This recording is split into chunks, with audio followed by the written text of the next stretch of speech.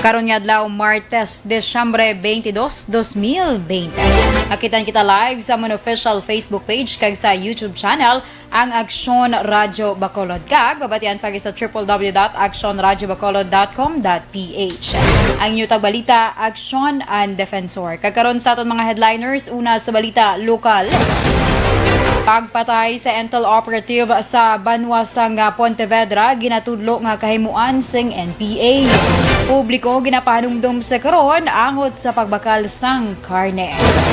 Sa mga nagapangunang balita national, travel ban sa Europa ginaduso sang 3 ka mga senador. 2021 budget permahan ni Presidente Duterte sa Desyembre 28. Sa aton balita international, una nga batch sang Pfizer COVID-19 vaccine na bato na sang Singapore. Kag sa aton balita sports, NBA magahulat sa pag-avail sa COVID-19 vaccine. Sa aton balita entertainment, Jed Madela, hindi makaupod ang pamilya subong nga Pasko. Una sa balita, una sa aksyon. Action Radio Philippine Standard Time, alas 6:01. Detalye sa aton mga nagapangunang nga balita lokal pagkatapos lamang sa mga ini.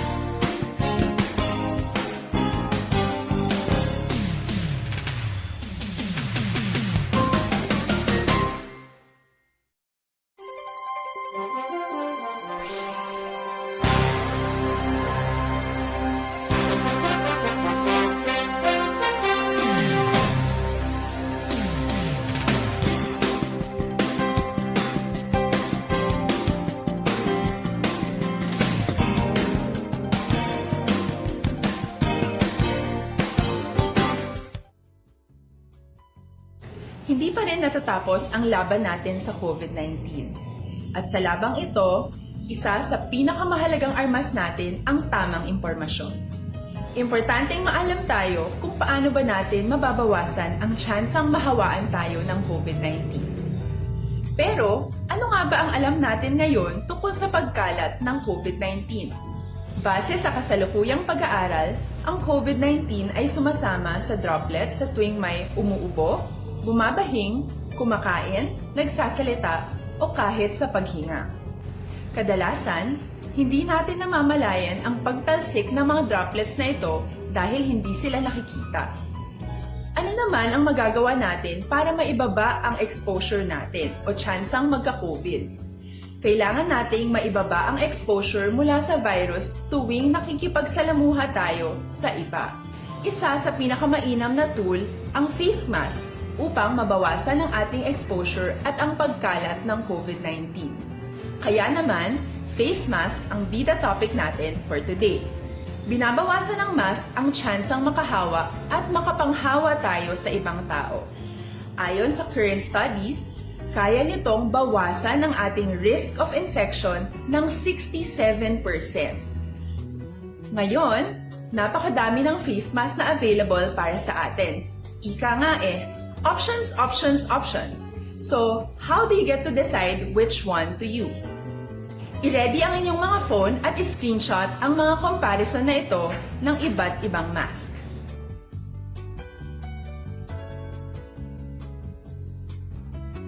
Ngayon, alam na natin na maaari tayong gumamit ng cloth mask. Alalahanin po na hindi pwedeng i-side A at side B ang cloth mask. Labhan ito araw-araw gamit ang maligamgam na tubig, detergent at bleach. Para naman po sa mga medical or surgical mask, tandaan na hindi ito maaaring i-recycle. Itapon na ito pag madumi na, basa na, o gamit na. Samantala, ilaan naman po natin ang mga N95 mask para sa ating mga healthcare workers na patuloy na nakikipaglaban sa COVID-19. Huwag din po nating kalimutan na hindi natin nirerekomenda ang paggamit ng N95 respirators with valve. Habang kaya nitong protektahan ka sa virus, hindi naman ito mapoprotektahan ang mga tao sa paligid mo, lalo na kung may sakit ka. Of course, face masks are not enough to protect us. It should still be coupled with other preventive measures. According to studies, kung magsuot ka lang ng mask at didistansya ng at least 1 metrong layo sa iba, mababawasan na agad ang tsansa mong makahawak at mahawaan, kaya ituloy lang natin ang pagprotekta sa ating mga frontliners at komunidad sa pamamagitan ng pagiging bida. B. Bawal walang mask. I. Isanitize ang mga kamay at iwas hawak sa mga bagay. D. Dumistansya ng hindi bababa sa 1 metro. At A. Alamin ang tamang impormasyon. Lahat Nasa aksyon! Aksyon Radio Philippine Standard Time, alas 6:07 kakaron sa rital na sa ngaton mga nagapanguna nga balita lokal. Lubos nga ginakasubo sa Negros Occidental Police Provincial Office sa Conocpo ang pagpatay kay Staff Sergeant Defensor kasugod sa Pontevedra PNP. Suno kay Nocpo Director Colonel Romy Palge, masakit sa hanay sang kapulisan bangod nagahilapit pa ang Pasko kag bag-ong tuig sang natabo ang pagpatay.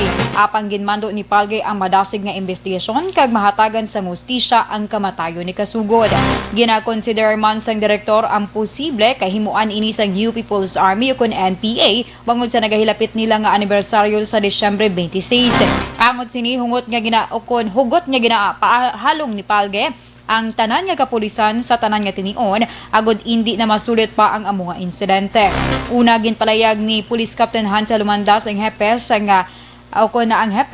nga napatayang posible may angot man sa trabaho ni kasugod nga isa ka maayo nga intelligence operative sa ilay istasyon. May mga imbolbado sa illegal nga droga, gun running, kag gambling ang posible pila lang nga may akig sa pulis bangod sa hugot nila nga operasyon sa Pontevedra.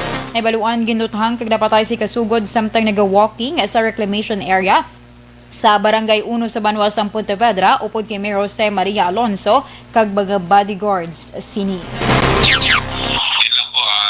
Thank you sa inyo lahat at malungkot na malapit na magpasko na matayin pa tayo ng tropa. Ang kabahin sa pagpahayag ni NACPO Director Colonel Romy Palge. Sa iban nga balita lokal, nagapanugyan sa karon ang Bacolod Task Force Botagoy sa publiko nga usisaon ang establishmento nga ginabaklan sang karne nga dapat mayar sa meat inspection certificate o kon MIC. Suno kay Martin Pinaga ang pamuno sa task force, importante ang MIC bangod ini ang nagapamatuod nga ang establishmento ang nagapaihaw sa AVM Bernardo Slaughterhouse kag safe ko na kaunon.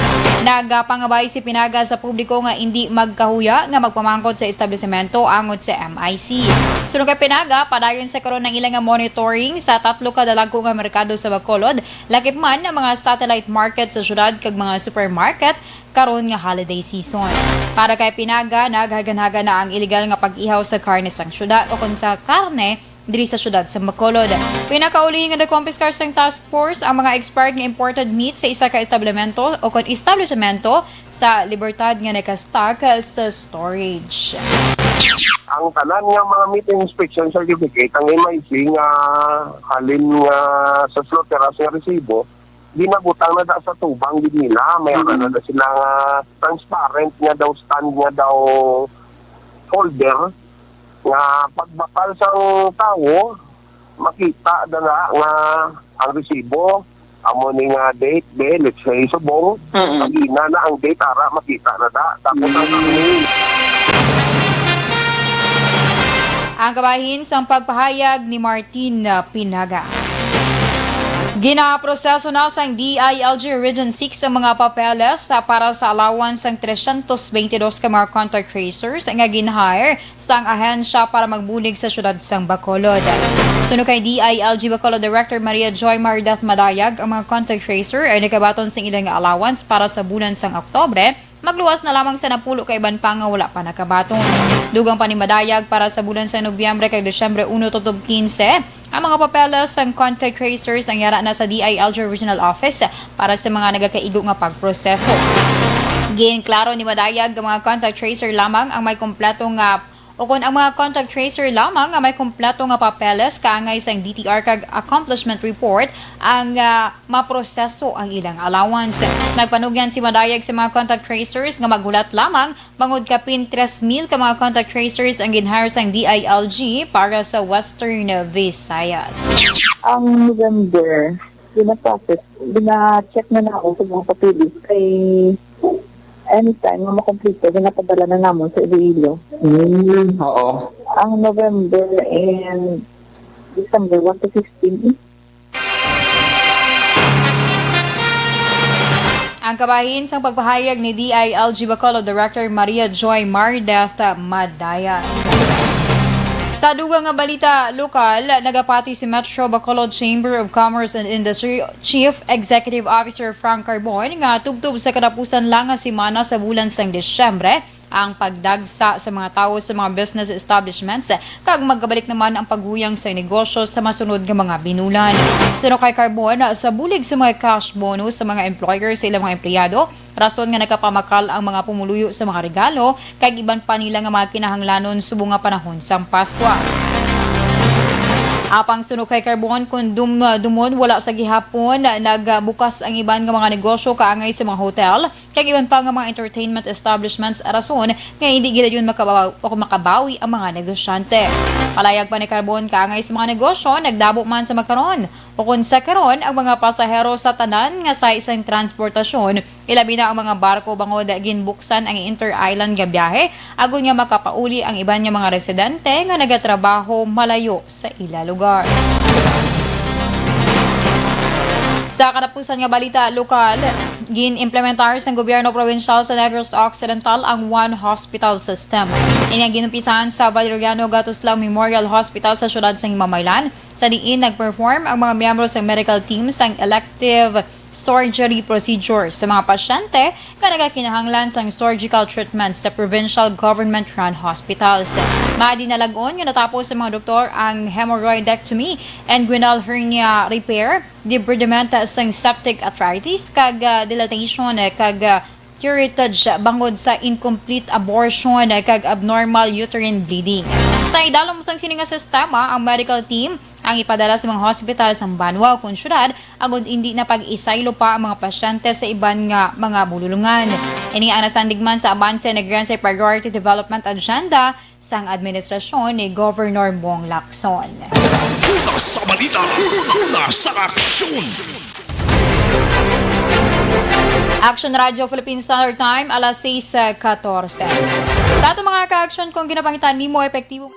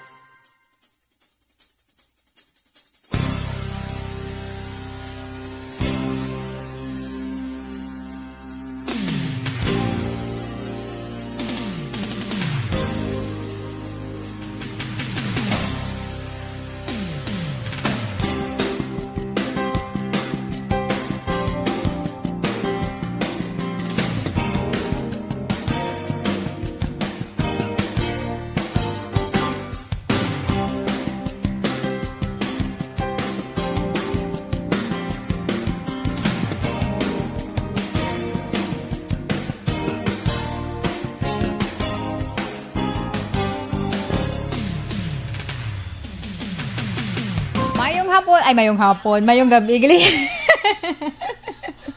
Nasala pa ko ba? Imukada ko pa lang, nasala na ko. Wow.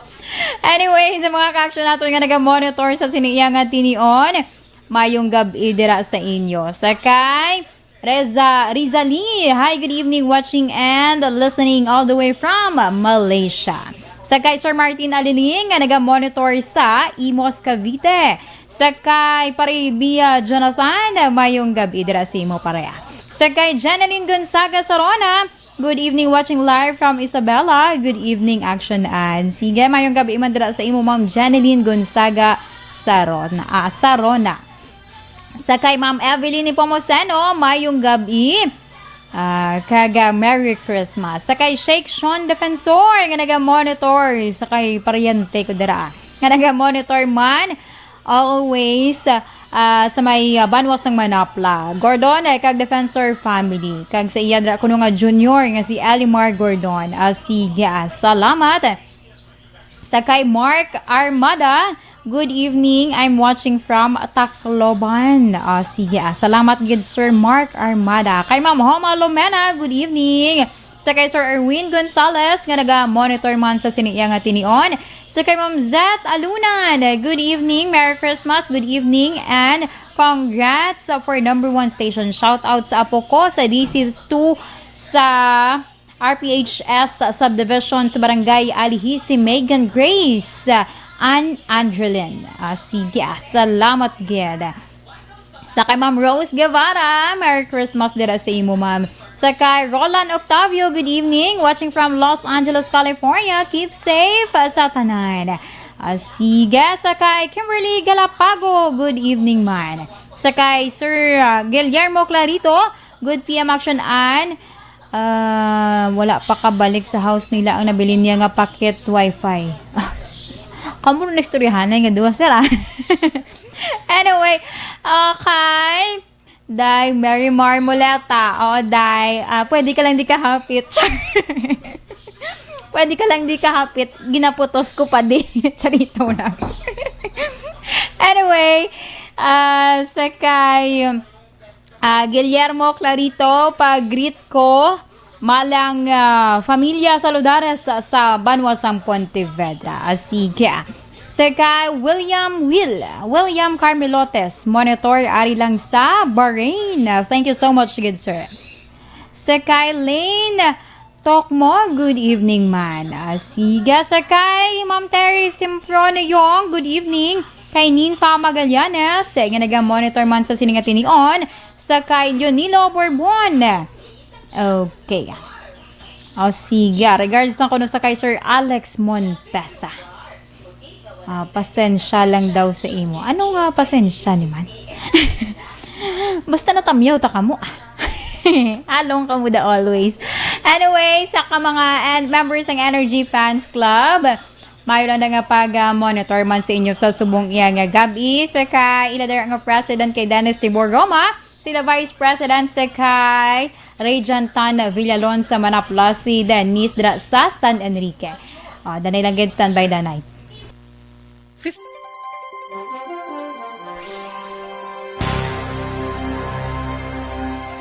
Sa aksyon!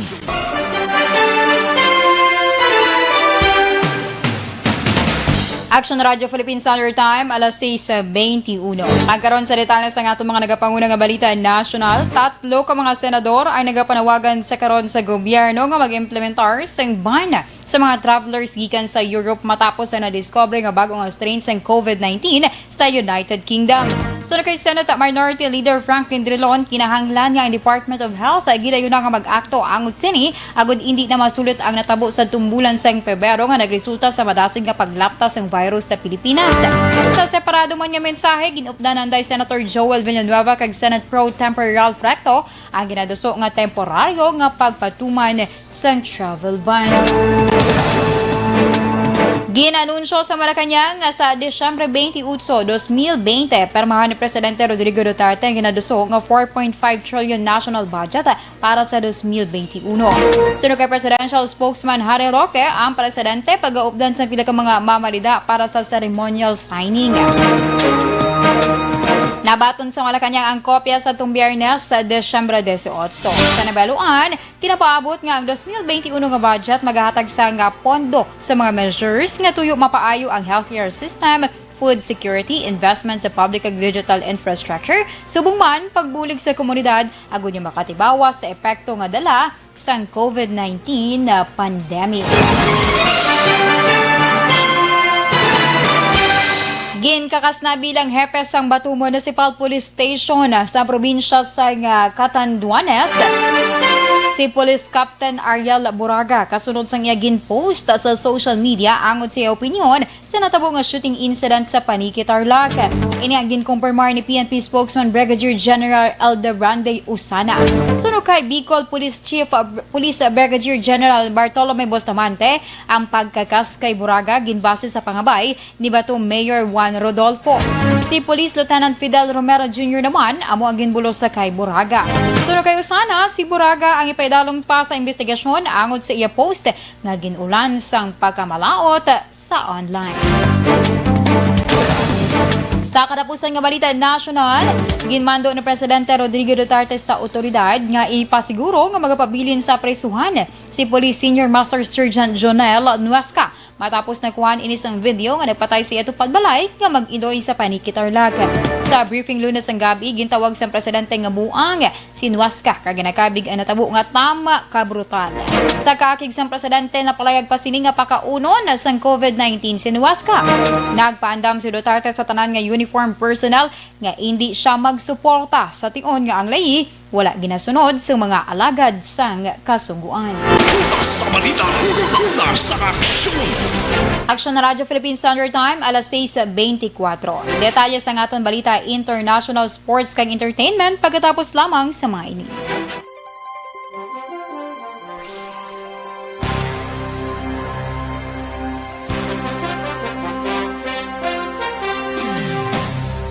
Okay, pabalik diri sa aton last and final part sa pag-greet sa inyo iya sa Facebook Live. O sige, kay wala ko siya nahingagaw kaina kay Anthony John Sabilio Siblano nga naga-monitor from Barangay Inayawan, Kawayan. Amo ni ang secretary sang Energy Fans Club sang Aksyon na Radyo Bacolod. Sige, sakay Joy. Hindi na ako balo magbaliskad sa imong apelyido, how? Okay. Basta si Joy siya, no Lord. Good evening dira sa imo. Sakay Ma'am Janeline Gonzaga Sarona sa liwat nga naga-monitor sa Banwa sang Isabela kag nagapamati gid ko no always. Salamat man. Sakay Ma'am Veronica Santillan Manukan. Good evening dira sa inyo kag halong always, continue lang nga pag-monitor man kag pagpadala diriya sang inyo nga mga mensahe or greetings sa siniya nga tinion. Okay, dahil lang giti na-check ko di ang message sa akon kay gapatamyaw maniniba si karon masunggod ni sakon. Char. Dahil lang gida kay check ta danay. Nalipat ko sa iyang pangalan gili sa iyang Mother Earth. Basi, karon sokton niya naman ko sinitipok din ako. Okay. Anyway, sa iban pa natin yung mga ka-action nga nagatutok sa siniya nga tinion. Madamo gid nga salamat sa inyo yang pagpadala sang mensahe. Ay, sakay to Mark Clarito, to Kyle, kag sa imo dira nga Mother Earth nga naga-monitor man always dira sa Barangay Banago, if I'm not wrong. Hindi na ako maglawag sang purok kay malipat naman ko na karon. Great gali dayon sa Quick Fix Car Repair Shop dira sa Banawi Street. Halin na kay Day Mary Maria Moletas. Giday Day ko makahapit ka di day i-message ta lang ka karon. Kay may hatag ko da sa mga sakon galing ihado. Mabudlay na. Damo ko tulan utang siya. Char. Diri gid ginalawag. Sa mga ka-action dira naton, ang inyo dira nga mga ihada, huwag kalimutan. Pwede ka lang makapanago, pero tultulan ka gina Japon. Kag kumakitaan mo sila the next day, ti mo uya kanana. So mas mayo kun, bisan may ara ka na, bisan gamay-gamay. Goods na. Or ni gani, ano na lang danay, nang, na gani, virtual hug. Kahit hindi man pwedeng physically, i-hug mo siya mo. Budlay na basi bayluhanay ka mo dira, magka-COVID pa. Palayo lang. Anyway, siban pa natin ng mga ka-aksyon nga naga-monitor sa siningat ni On. Thank you and thank you gid sa liwat. Kag salamat man sa inyo nga pagsuporta. Tungod nga syempre ang Aksyon Radyo Bacolod number 1 sa Nielsen survey. Quarter 4 sa Nielsen survey for this 2020. Sa mga nagakontra kung sa pihak mo, bawi lang kamo. Suportahin man tong inyong joke lang. Love lang ta. Christmas bala subong budlay na nakaroon. Okay. Sakto man to ako day Marimar, taga Banago. Wala ko lang ginlawag ang purok kay nalipat ko sang purok da nila. Anyway, salamat kids sa inyo yang pagtutok sa siningat ni On. Merry Christmas, halong kita always.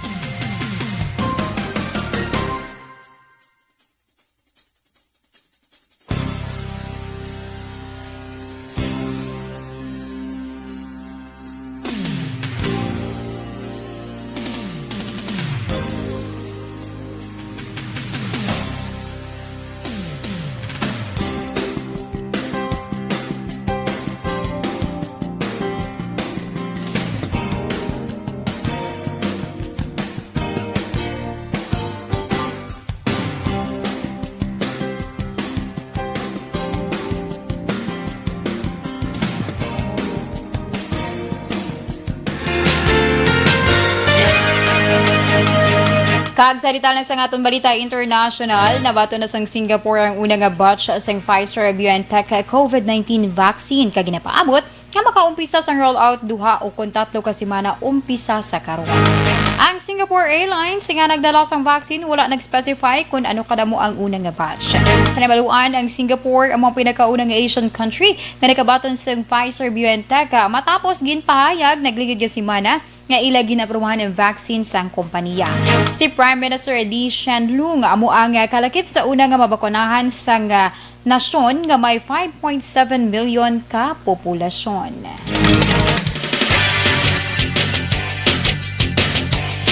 Kag sa aton balita sports, ginpahayag ni NBA Commissioner Adam Silver nga ang liga hindi magingagaw agud nga makakuha sang COVID-19 vaccine kasunod nga ila ginapreparahan sa karon ang pagbukas ng bagong nga season sa pihak sa pagsaka sang COVID-19 cases sa United States.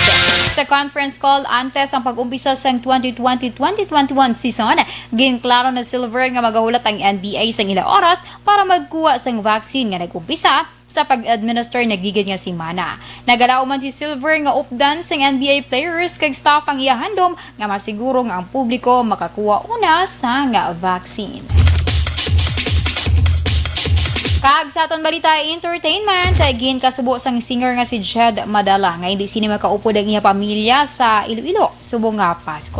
Pero kay Madala, kinahanglan nga magsakripisyo para sa kahilwayan sa iya pamilya batok sa virus. Dugang pa ni Madala kung wala sa nga pandemya o kung pandemya, yara na kuntani siya sa Iloilo tugtub sa tion sa nga Christmas. Palayag ni Madala, mahimo makaupod niya sa Noche Buena ang iya pamilya pagi sa buligman sang teknolohiya sa tagsa sila nga pamilya ang mag-aplastar sang camera o kung cellphone sa ilang mga tagsaman ka mga puloy-an kag mag-ululupod sa pagkaon virtually. Una sa balita, una sa aksyon. Action Radio Philippine Standard Time, alas 6:31. Pag inyogin pamatihan ang kabugusan nga detalye sa ngaton mga natipon nga mga balita. Dili lamang sa Action Balita Evening Edition, karon nga adlaw Martes, Desyembre 22, 2020. Ang inyo tagbalita, Aksyon ang Defensor. Una sa balita, una sa Aksyon, sa Bacolod, Aksyon Radio. Aksyon Radio!